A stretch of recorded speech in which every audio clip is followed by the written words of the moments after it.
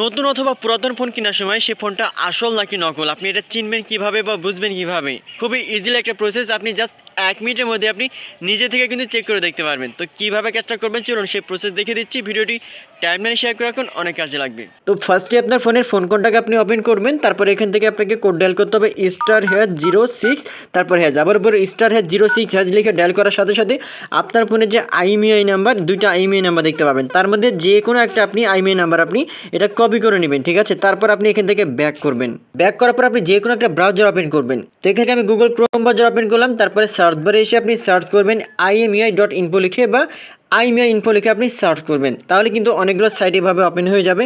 এর মধ্যে থেকে দেখেন লেখা আছে প্রথম যে সাইটটা IMEI.info, আমি এটা জাস্ট ওপেন করলাম। আপনিও সেম প্রসেসে ওপেন করবেন। ওপেন করার পরে এবার আপনাকে আপনি যে IMEI নাম্বারটা কপি করছিলেন জাস্ট এখানে আপনাকে পেস্ট করতে হবে, ঠিক আছে? তো এখান থেকে আমি নাম্বারটা সাবমিট করে দিচ্ছি, যে দিলাম নাম্বারটা।